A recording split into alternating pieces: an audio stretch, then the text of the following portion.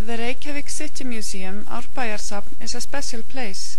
Located in the Reykjavík suburb of Árbaer, it is an open-air museum where visitors are invited to step back in time. Staff members are dressed according to old-fashioned Icelandic tradition and undertake various old-fashioned tasks, adding to the illusion that visitors have gone through a time warp.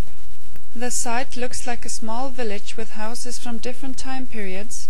Old houses from Reykjavík and elsewhere have been relocated to the site, where various items are on display, such as faldbúningurinn, one of the Icelandic national costumes, Icelandic wool and yarn, an old printery, old school assignments in handicraft, a confirmation dress that was fashionable in the 1950s, a sign from a demonstration, and wooden skis inside an old Boy Scout cabin. Inside other houses, the inventory and furniture have been left untouched, so it almost feels as if you're intruding when you take a peek into rooms where the beds seem to have been made only recently. The chest drawers are open, revealing pieces of clothing. Unfinished handiwork have been left by the bedside, and a book lies open on the desk. It's interesting to see the living standard of times past, that 6 people slept in one small room, for example. However, the most interesting house on site is the old turf farm Árbaer. The Árbaer farm buildings are the only houses in the museum still standing in their original locations.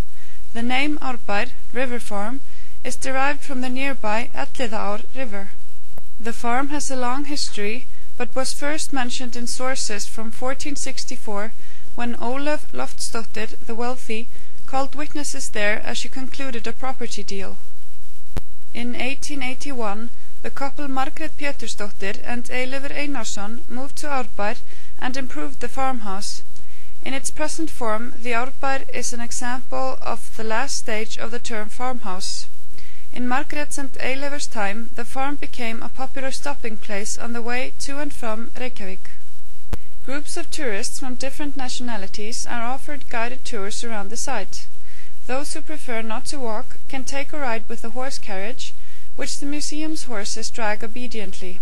Rhubarb and red currant is grown in the museum area, and in the fall, jams and jellies made from the fruits are sold in an on-site market, along with various other products from different producers, ranging from Icelandic herb tea to woolen sweaters and skirts with the lopapeysa pattern. There is also an on-site cafe, and Icelandic thick pancakes, lumur, are on offer inside the old Árbaer turf farm, made on an old stove. It can be tiring to take in so much information in a span of a few hours, so a good way to end the visit to the museum is to have a cup of coffee and a lumma inside the old farm, enjoy the atmosphere, and imagine what it was like to live in a place like this.